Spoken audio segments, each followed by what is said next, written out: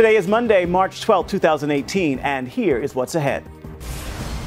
Historic meeting. We're going to show you what's ahead as President Trump prepares to meet with the leader of North Korea. Plus, thoughts and prayers will show you how the unique campaign aimed at changing the hearts of America's lawmakers. And fighting aging. See the research that teaches you how to reverse the clock. This is CBN NewsWatch. And thank you so much for joining us. I'm Ephraim Graham. All eyes are on North Korea and the United States as the world waits for what could be the first ever meeting between the nation of leaders in talks brokered by South Korea. North Korea's dictator Kim Jong-un has agreed to meet with President Trump, an offer Trump has accepted. Our CBN Jenna Browder has more right now on this story. She's in Washington. The White House is moving ahead with plans for a historic meeting between President Trump and North Korean dictator Kim Jong-un, though many of the details still have yet to be worked out. They're going to end or rather cease missile testing, cease nuclear testing, and they've agreed to not object publicly to the upcoming South Korea-United States joint military exercise. Deputy White House Press Secretary Raj Shah says there will be no more conditions imposed between now and May, and that Trump's tough sanctions help push North Korea to these talks. Our policy is pressure. It's pressure from our partners and allies around the world, pressure through the United Nations, pressure through China. These have had an impact, and it's impacted Kim Jong-un's behavior. It's impacted his conduct. It's still unknown where the meeting will be. Some critics say Trump acted impulsively by quickly agreeing to the meeting before negotiators from both countries could set some clear goals. Still, Trump sounds optimistic. They're not sending missiles up, and I believe that. I really do. I think they want to do something. I think they want to make peace. I think it's time. And I think we've shown great strength. And with the president continuing to stand firm in a strong position, the world now waits to see if Trump and Kim can, in fact, make a historic deal. In Washington, Jenna Browder, CBN News. And here's a look at some of the other big headlines we're following for you right now in the CBN newsroom.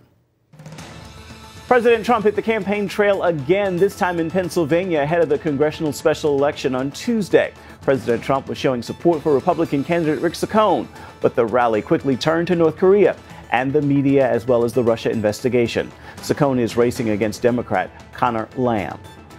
The White House will move forward with plans aimed at stopping school shootings. The plan does not immediately call for increasing the minimum age for buying a gun, as President Trump suggested, but it does say the Education Secretary Betsy DeVos will chair a federal commission to study the proposal. The administration will unveil its entire plan today. The Northeast is bracing for its third winter storm in less than 2 weeks. Heavy snow is expected to fall again from Maine to New York. That is going to happen Monday evening. Some areas may see more than 20 inches of snow. Many residents are still recovering from last week's storm. You can find more on these stories throughout the day at cbnnews.com. Well, it is a tough job being president, no matter which party or platform. The Bible calls for people to pray for our leaders. One congressman went to the people of his district to make sure that that did happen. It was meant to be a positive gesture until the media put a negative spin on it. Our Abigail Robertson brings us more now on this story. Congressman Mike Boss didn't like what he was seeing in our country in the beginning of 2017. Protests were happening more often, and many well-known people made it clear they did not support the new administration. So his wife had an idea. They should collect thoughts and prayers to send to the new president. We thought maybe we'd get 30, whatever. It came back, there were hundreds. People from age 5 to almost 100 wrote the president. The boss read through all of them to make sure only uplifting messages made it through. There was a 90-year-old woman who on it said, "I've never written to a president, but I'm depending on you, and I'm praying for you every day that, you know, that you'll straighten this country out, and it needs it so bad." Boss had the letters delivered to the White House and had no idea if they'd be read or not. Then, a few months later, he found himself in the Oval Office with the president. He all of a sudden turned at me and he goes, bossed, prayer cards. And I went, wow. I said, yeah, we sent you some prayer cards over. A White House aide then pulled the bag of prayer cards off a shelf and brought them over. He said, you know, we use these every day. And I said, what? He said, yeah. He said, that's why they're here. He said, we use them every day. And it wasn't just the president who read them. I turned, and honest to goodness, I turned and hit chest to chest with the vice president. And he goes, Mike, he's not joking. We read these every day, and they're so wonderful. Almost a year after that meeting, Boss received a picture of him with the president holding the prayer cards. His office decided to post the photo on social media. It went up 3 days after the Florida school shooting that killed 17 children, and the timing caused a great deal of internet backlash. There was an atheist group that got on social media that said, here we have this shooting at this school, and all you're going to do is thoughts and prayers, and it got real negative from then. Many people assumed the picture was taken that same day. It's upsetting that in today's media, they would give a false impression of what it was, and then badmouth what we did. Is there other action you can take besides prayer? You bet. But you can't not pray if you're a person of faith. You have to. Boss tells CBN News he knows firsthand the impact thoughts and prayers can have on lawmakers. Scripture is pretty clear that we need to pray for our leaders. And it's something he's put into practice his whole life, no matter what side of the aisle the president was on. I served with Barack Obama in the state of Illinois. Know him well. Don't agree with him. Didn't agree with him on quite a few things.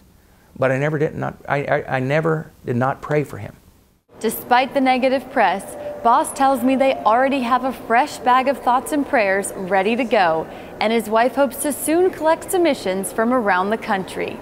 Reporting from Capitol Hill, Abigail Robertson, CBN News. Coming up, protecting Israel, why Prime Minister Benjamin Netanyahu says Iran is trying to build an aggressive empire to surround the Jewish state.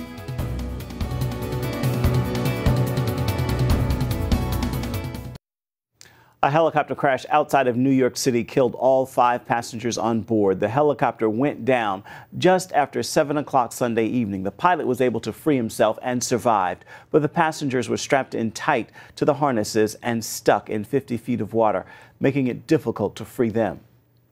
The 5 people besides the pilot were all tightly harnessed, so these harnesses had to be cut and removed in order to get these folks off of this helicopter, which was upside down at the time.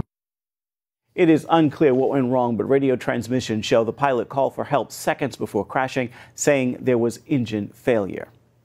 At least 16 people were killed in Rwanda and 140 others injured when lightning struck a Seventh-day Adventist church.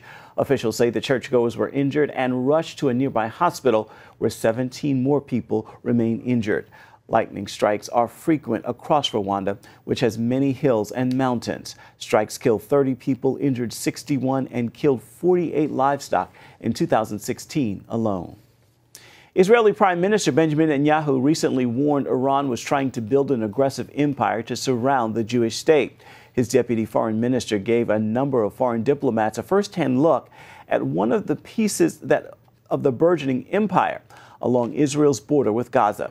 Her message: Israel won't give up Judea and Samaria to Iran-backed groups for the promise of peace like it did in Gaza. Chris Mitchell brings us this story now from Jerusalem. Darkness is descending on our region.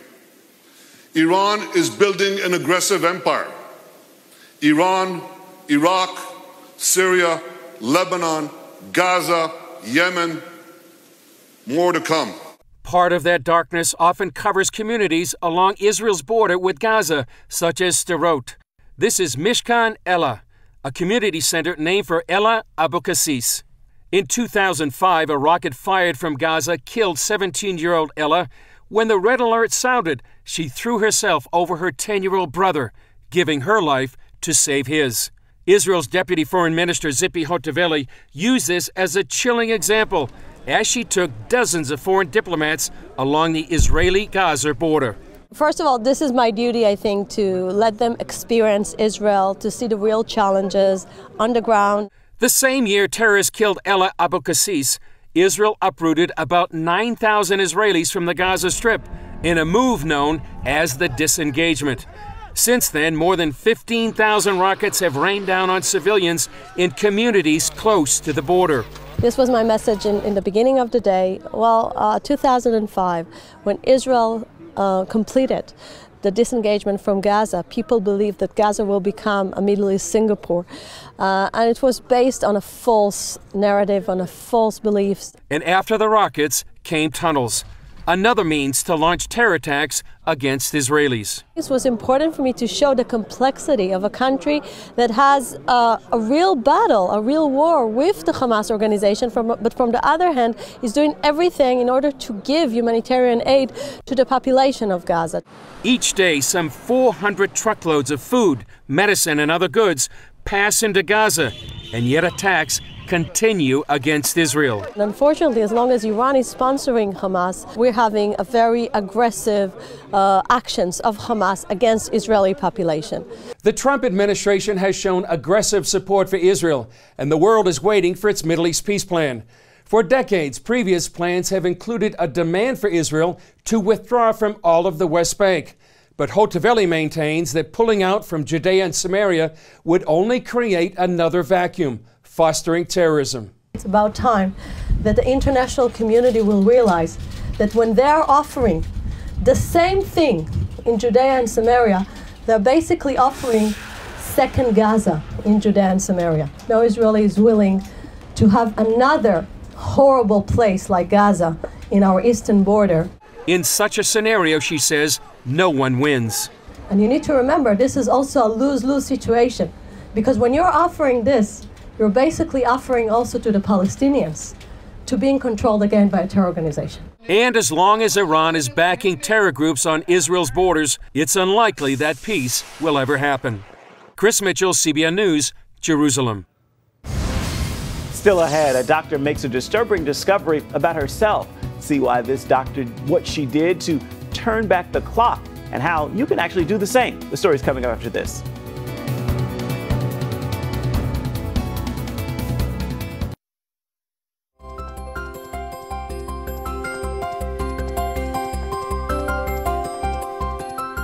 Well, we are all getting older, but many of us are aging too fast. So cheer up, though. Lori Johnson is showing us there are dozens of things you can do to turn back the clock by years, possibly even decades. We all want strong, disease-free bodies and minds to continue working, doing things we love, and spending quality time with people we care about. Our driver's license says we're one age, but inside our bodies, microscopic telomeres may tell a different story. Scientists can measure them and say the longer, the better. Telomeres act much like a plastic tip on a shoelace. They protect our chromosomes and DNA, but over time, as cells divide, telomeres shrink, causing health issues. The quicker our telomeres shrink, the quicker we age.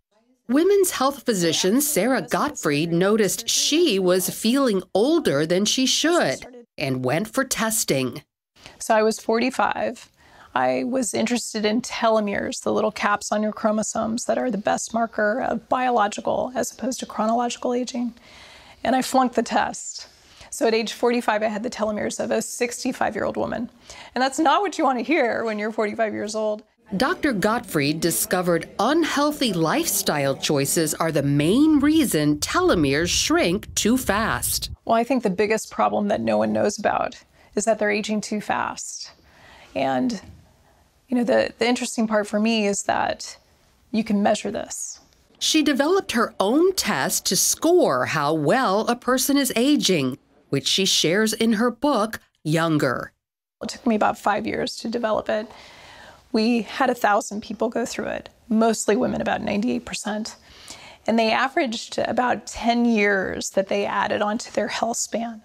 Like 56-year-old Kathy Pickle. I was tired all the time.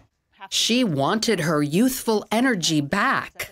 I've got kids and I want to still be active with them because they're all really active and outdoorsy. Dr. Gottfried identified a number of things that cause us to feel old and sluggish. The big one is I used to not eat many greens at all. It was bad. Carbohydrates and processed foods can speed up aging, along with carrying too many pounds. So switch to a diet of mostly vegetables, healthy protein like fish, and good fats such as avocados and olive oil. Started using greens in my shakes and meals, started feeling better. Dr. Gottfried recommends drinking bone broth. It's anti-inflammatory and loaded with skin-firming collagen.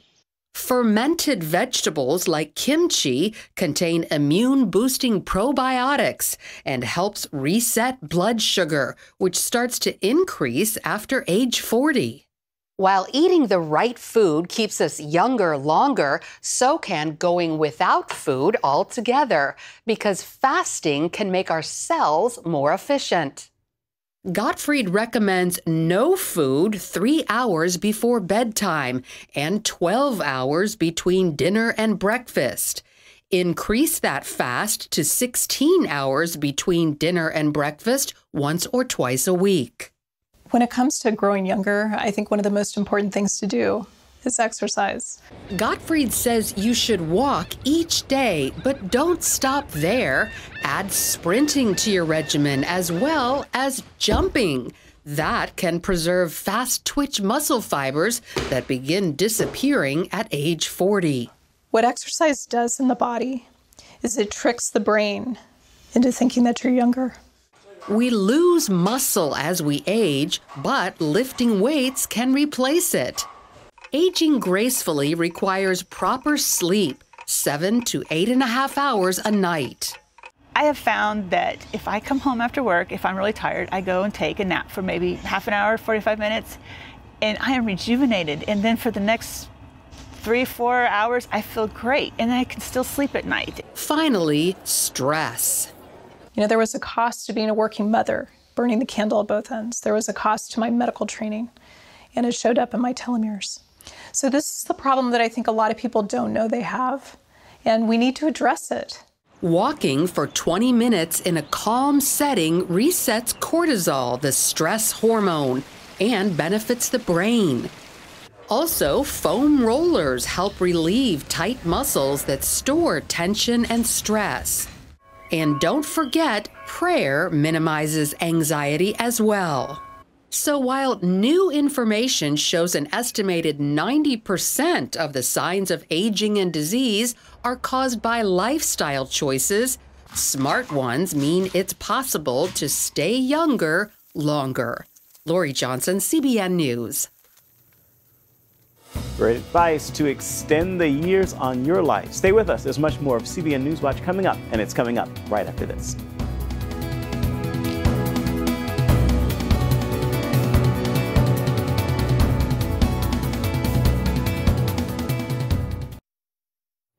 And welcome back to CBN NewsWatch. Right now, it is time for your Monday motivation. Here's a thought for you to consider today. I hope it will help inspire you as you begin this week. Remember this, no matter what trial you are facing, you are never in that trial alone. God is with you and He is victory. With that word, I hope you will make this a marvelous Monday and a wonderful rest of the week. That word is sure to get you through. Well, that is going to do it for this edition of CBN NewsWatch. Remember, you can always find more of our exclusive coverage of the issues you care most about always at cbnnews.com. And we would love to hear what you think about the stories you've seen here today. You can always do that by emailing what you think to newswatch at cbn.com. And of course, you can always reach out and touch us on Facebook, on Twitter, as well as Instagram. We would love to hear from you, as well as your story ideas and thoughts on the stories you've seen here today. Hope you will join us right here again next time. Once again, be sure to make this a marvelous Monday and a wonderful rest of the week. Goodbye, everybody, and God bless. Thank you so much for your company today. We'll be right back tomorrow.